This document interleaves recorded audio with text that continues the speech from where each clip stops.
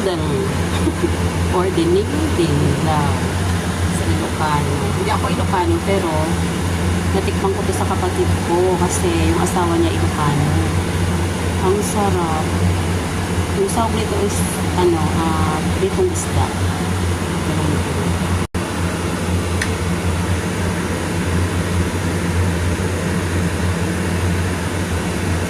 Meron siyang talong, meron siyang ampalaya, meron siyang patola, meron siyang okra, talbos ng sayote, meron siyang kamote, meron siyang kalabasa.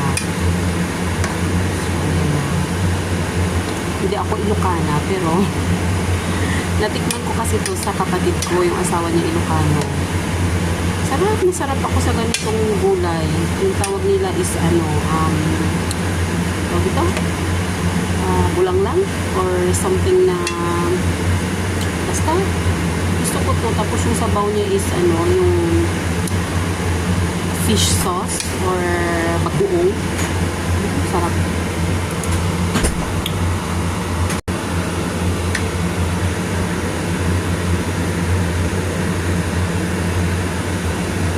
Meron siyang talong, meron siyang ampalaya, meron siyang patola, meron siyang okra, talbos ng sayote, meron siyang kamote, meron siyang kalabasa.